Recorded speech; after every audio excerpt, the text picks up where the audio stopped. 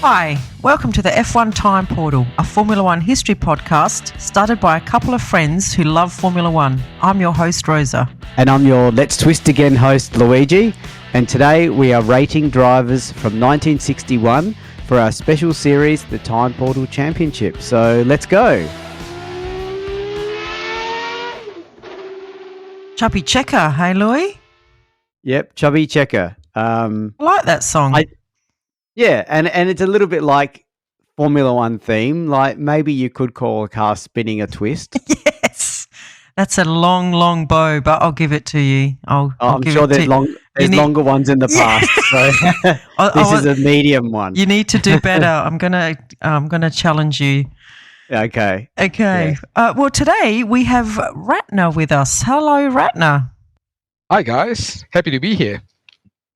Yes, good to have you. How are you? I am very, very well, thank you.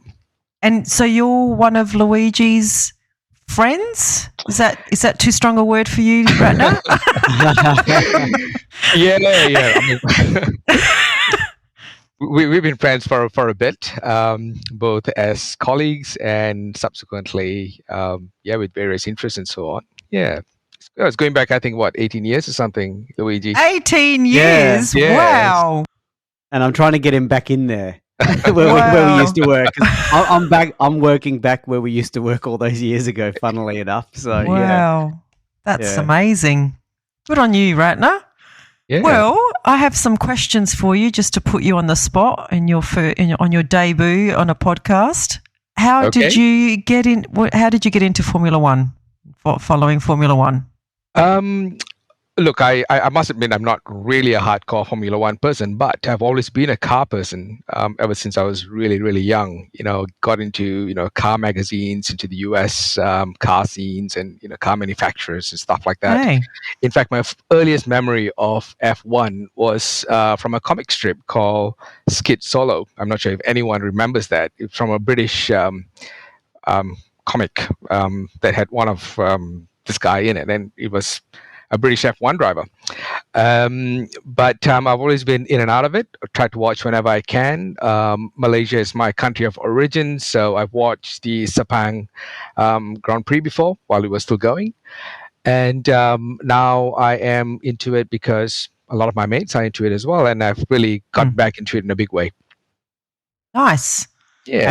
And a lot of people really miss that Malaysian Grand Prix. It was a really good track, and the only reason that it went away was because for some reason they made the Malaysia Grand Prix and the Singapore Grand Prix in sort of close proximity, and people can't go to both races. It's expensive, and especially when they're at the same-ish time. Yeah. Silly, right? Yeah, I think the Malaysian Grand Prix had financial issues, probably because, like you say, Luigi, not many people went there. I think it's easier to go to Singapore as well, isn't it, than Malaysia? I don't know.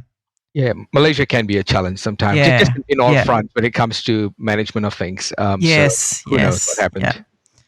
Okay, and so I'm going to ask you this question together. So this is two questions. Who's your favourite Formula One driver of all time? And who is your favourite Formula One driver that's currently on the grid today? Yeah, look, Lewis Hamilton, just for for what he's done and, and how he's just still, I would say he's still on top of his game. So he would be my all-time. And Max Verstappen for who's on the grid now, because I just want to see some mileage from him still.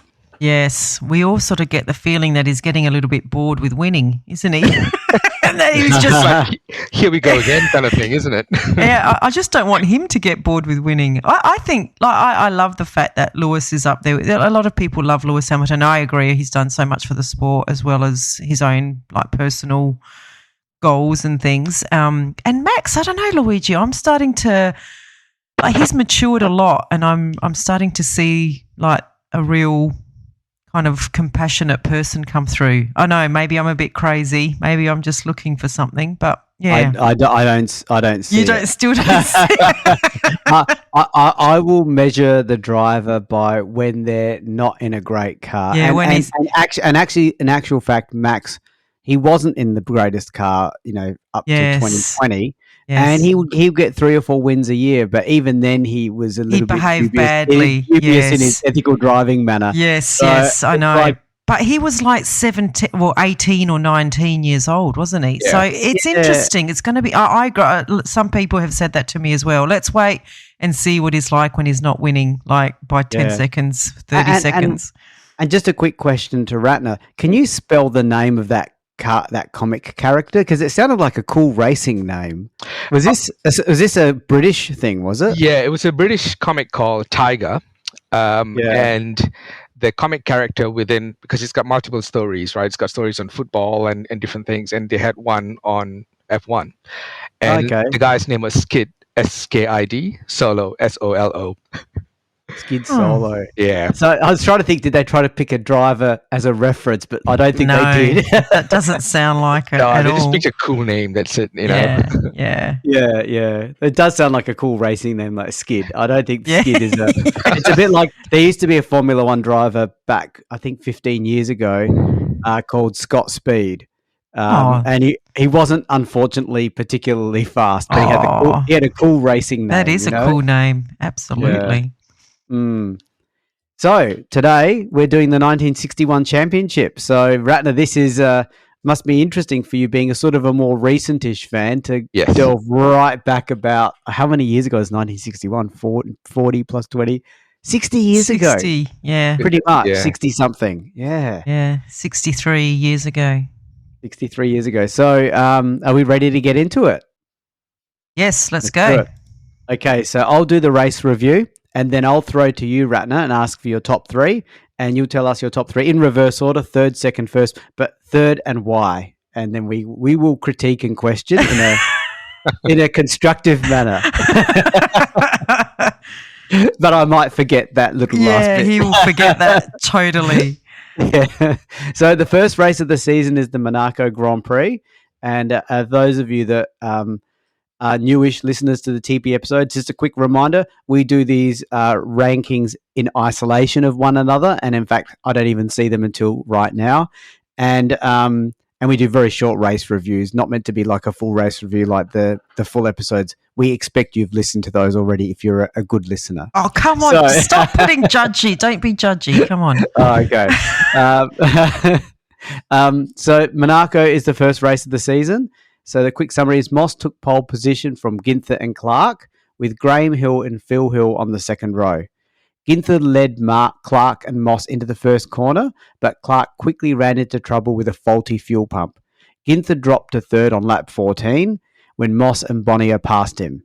At quarter distance, Moss had an impressive 10-second lead in the underpowered Lotus 18 climax, but the Ferraris of Hill and then Ginther found their way around Bonnier and began to close the gap to Clark. At half distance, to Moss, sorry, thank you. At half distance, Moss's lead was down to 8 seconds, and it was actually down to 3 seconds on lap 60. So those guys were catching him. Ginther moved into second on lap 75 and also tried to close the gap, but Moss proved able to match his lap times, and despite a disadvantaged horsepower. This is the Sharknose 156, remember here, Luigi? Yeah, that's right. The car at this stage, Moss won the race with Ginther second and Phil Hill third. And the comment that I have is, this was a season that, those of you know, we already know 1961 was dominated by that Ferrari. No one told Moss that. So over to you, Ratna. What's your top 3?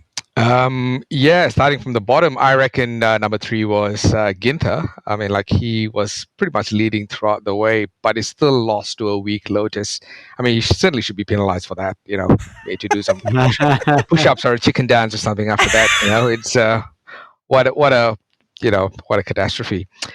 But number 2 was Moss, because basically, I mean, if you drew an analogy, he was pretty much on a moped versus a sea of dirt bikes, and he still won, so good on him for, but I mean, obviously he's a very, very skilled driver. And for me, number one was Monaco or Monaco. I'm sure. Yeah, no, Luigi's. No, you're right. It's Monaco. Okay.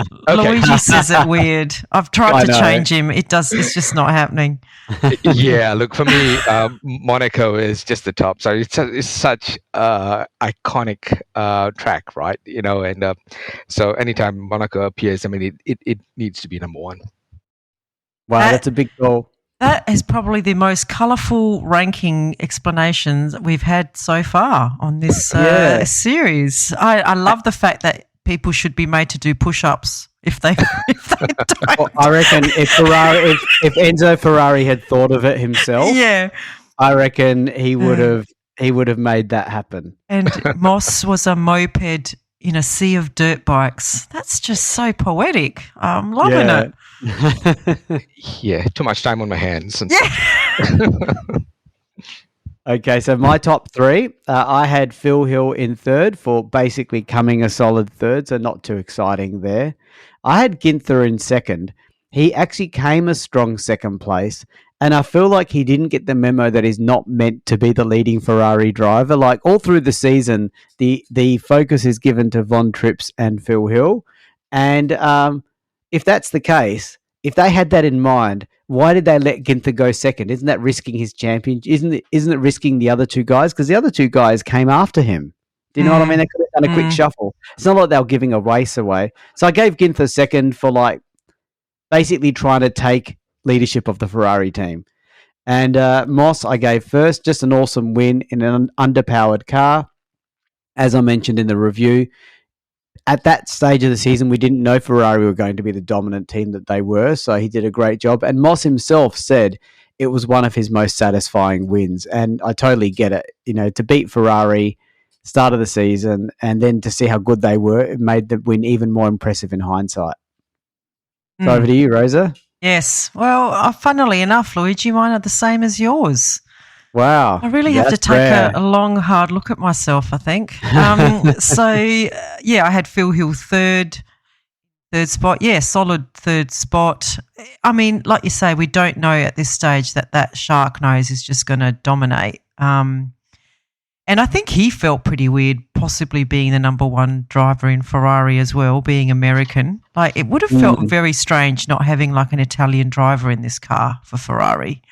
But anyway, Ginther got my second spot. Great fight back to get close to Moss. Like he just didn't give up. That was good to see. And yeah, Moss, I think his skill around this track just shone through in like you say, in a moped.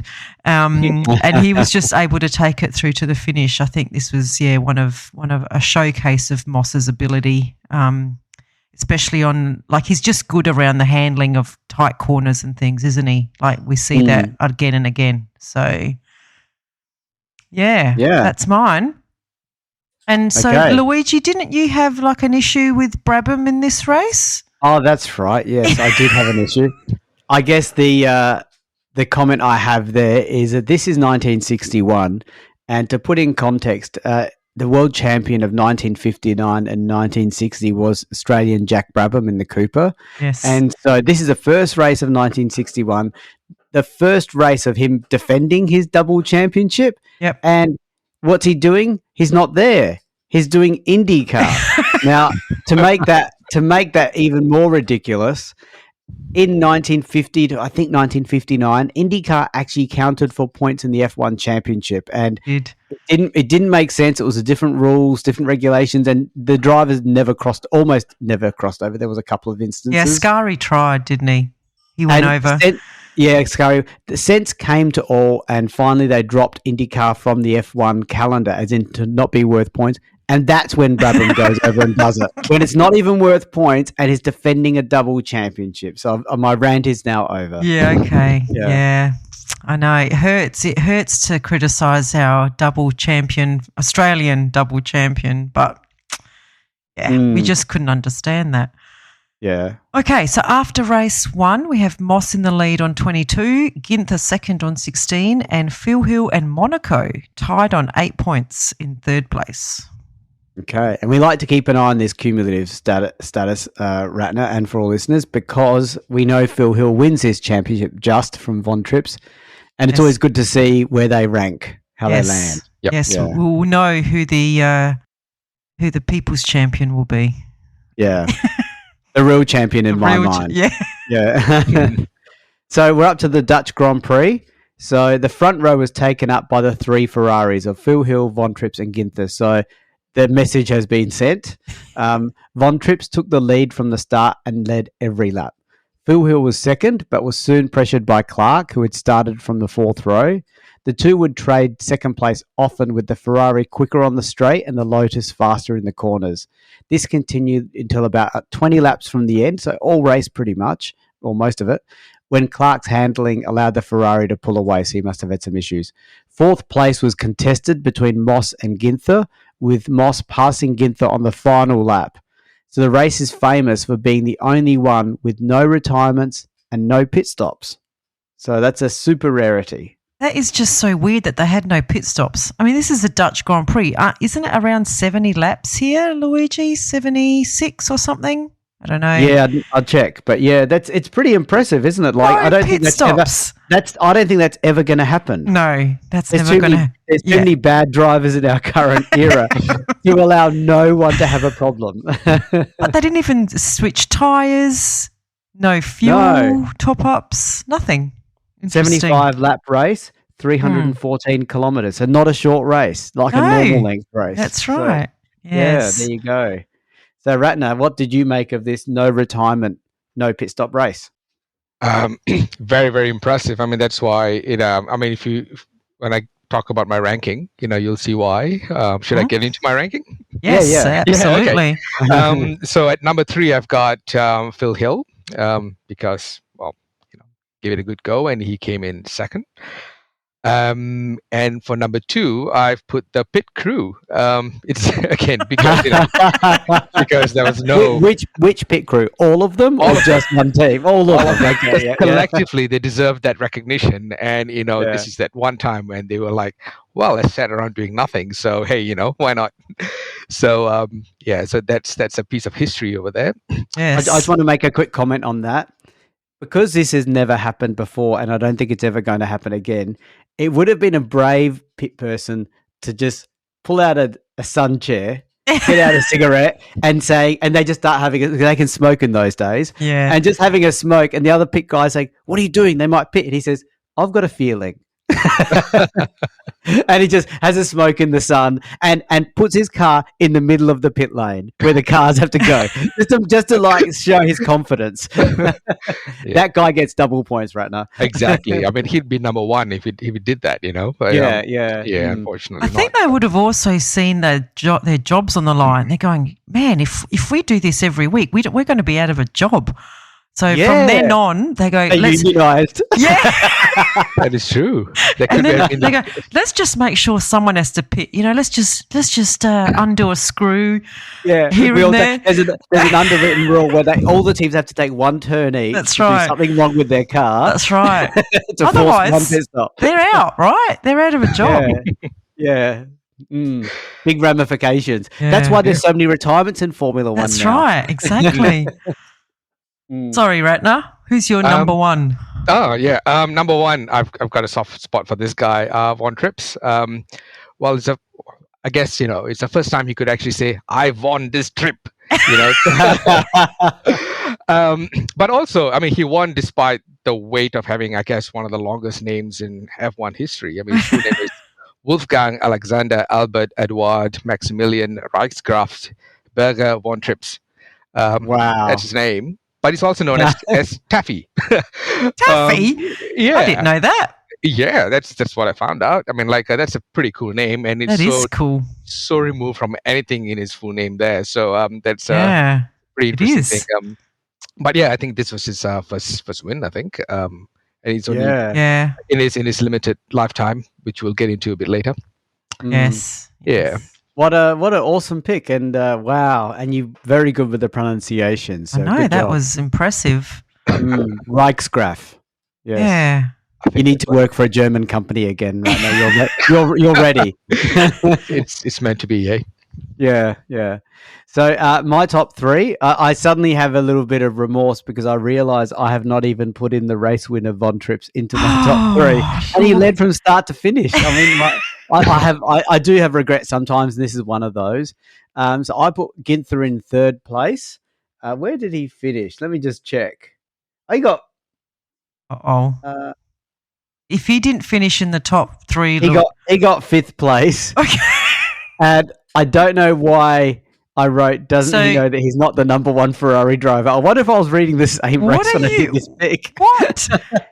You put some guy that finished fifth and you didn't even put the race winner.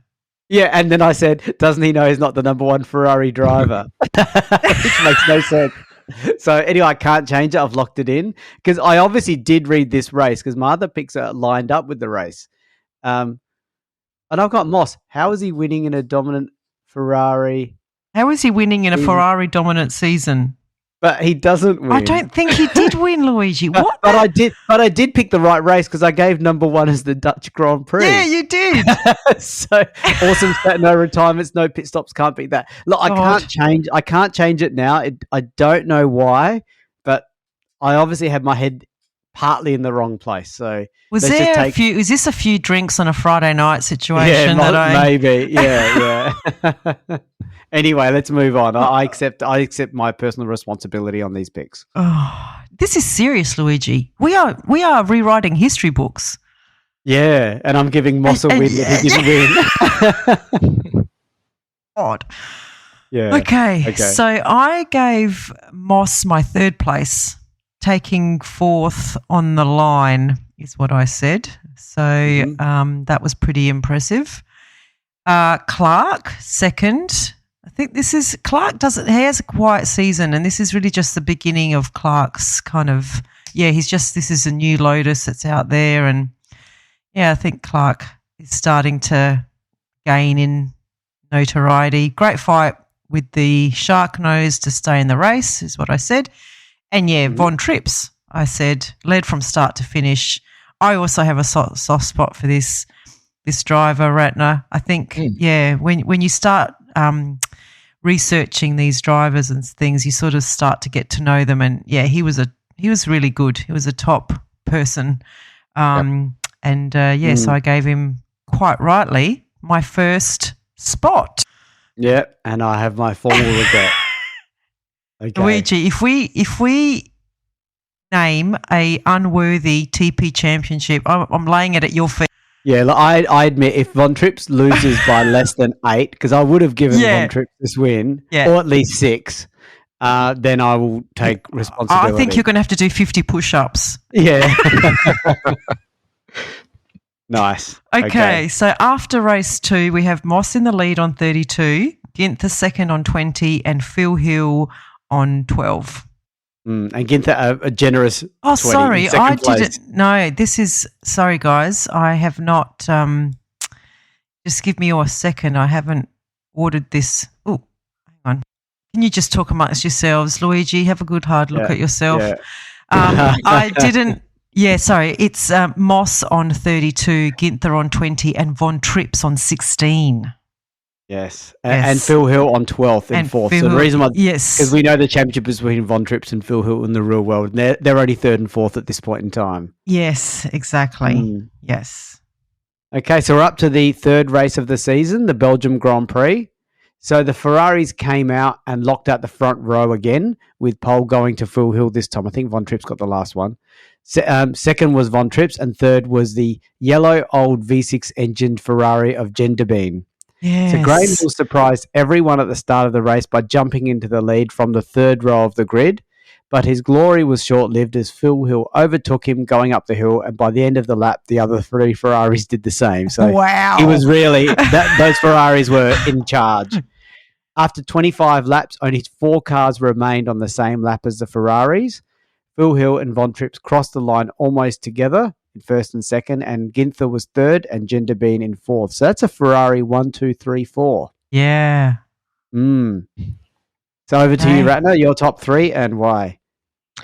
Yeah, look, I it was pretty obvious where my top three, in fact, top four comes from, because all four top positions were Ferrari, and I think this is really where the famous Kiwi band Split Ends got the inspiration to write their song "I See Red, I See Red, I See Red," which is not true. I'm sure it was the Belgium Grand Prix of '61. I'm sure that was the case. Yes.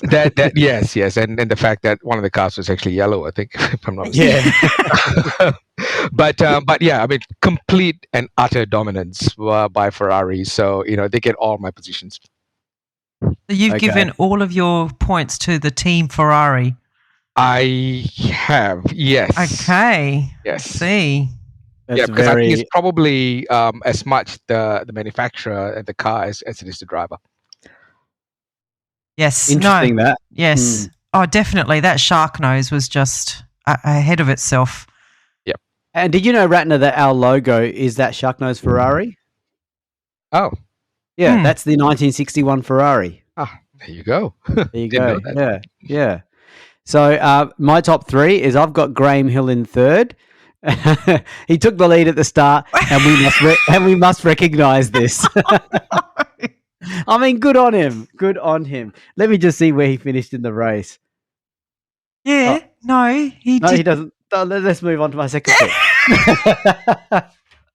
So my second pick is Von Trips. Just a strong and tough second place, and the mere fact Phil Hill and Von Trips were literally crossing the line together shows that those guys must have been right on the edge, pushing each other right to the line. Even though they were dominant, they still had to beat each other. And I doubt Von Trips was giving this win to Hill. And first was Phil Hill, winning in a very tight race and showing Von Trips who's the boss. Yeah, it's interesting. I think we had a bit of discussion about this finish during the race review, because we didn't really know whether there was a bit of, you need to let Phil Hill win this, Von Trips. Yeah. We couldn't really tell whether Ferrari had decided who their number one driver was at this stage and whether they would have imposed team orders. Yeah, the gap was 0.7 of a second. Yeah. And I think it looked like a Barrichello-Schumacher situation. I've got a feeling Ferrari hadn't worked it out, considering... I don't think so either. And yeah. But also, I don't think they work it out for the whole year, if I remember this. But anyway. And that's a little bit in Ferrari's DNA as well. It is. It repeatedly happens from this point from history and forward. Yeah. They just, fight it out amongst yourselves. Yeah. And we'll sort it out in the pits later with push-ups. That's right.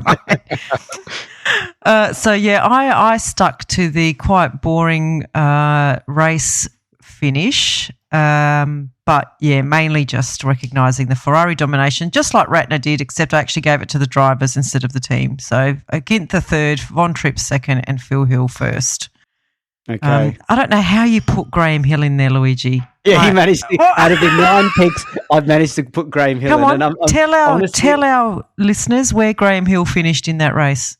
I'm just having a quick look. This is the Belgium Grand Prix. Graham Hill. Yeah. I'm just trying to see when he retired.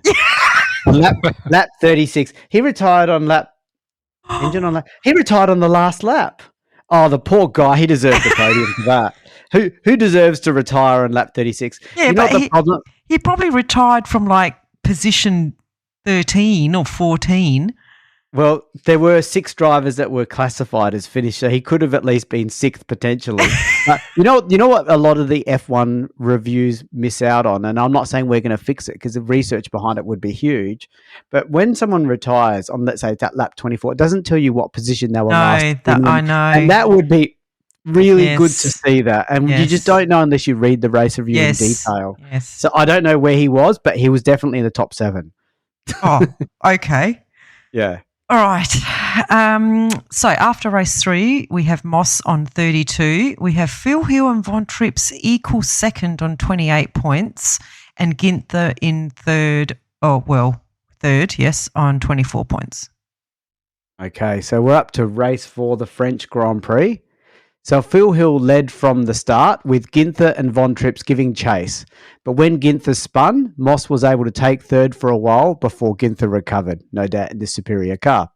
Further back, there was a slipstreaming battle between 7 cars, the 2 Porsches of Dan Gurney and Joe Bonnier, the factory Lotuses of Clark and Ireland, Graham Hill's BRM, Bruce McLaren's Cooper, and the 4th Ferrari of Baghetti. So quite an exciting battle there, I think.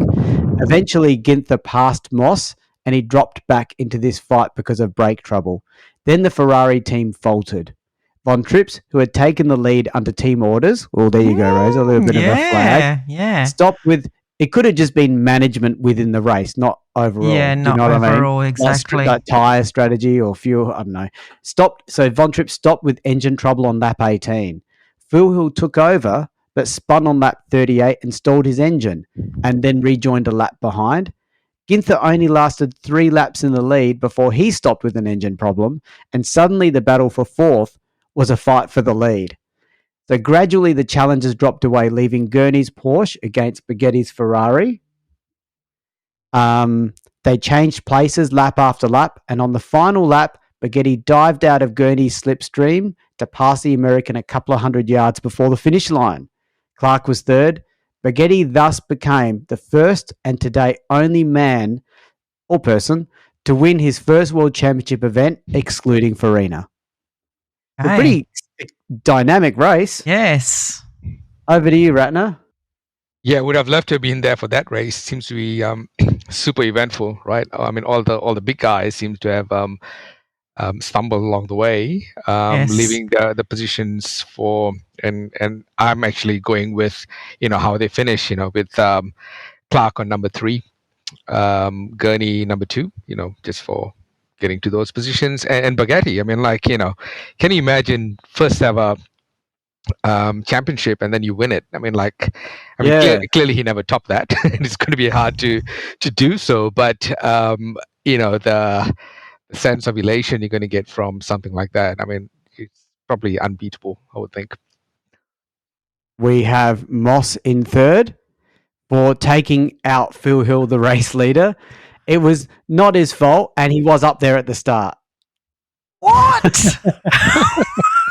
What do you mean it was not his fault? Phil Hill had a brain fade, and that's his own fault. He was lapping Moss. He was lapping Moss. Moss was like multiple laps behind. And main thing is because he did well at the start. That's the main. I cannot follow this logic. I think the only I think what's showing through here is your love of Moss, of Sterling Moss. Oh, you're the one that's in love with Moss. I'm the one that I'm just giving the facts of he did a good start and he's getting some recognition for that. And he caused a brain fade in the race leader. Well, Phil Hill did it to himself. He should have been more patient. He could have won this race so easily. So Gurney I've got in 2nd for a really strong 2nd place in that. I think he's in the Porsche, isn't he? And yes. Baghetti, not just winning this race, but against a really experienced campaigner. So that race to the finish line was pretty impressive against Gurney, who's been around, and to win, even though his car was superior, it's still impressive as a debut driver. So very impressed win to Baghetti. Yeah, well, I went with the Ratna's philosophy and really just stuck to the race finish again. And I didn't really see fit to put Moss in there. Sorry. No, that's on me. So I'm going to... Apology accepted. Clark steady 3rd. That Lotus is, starting to say, hello, we're here. Yeah.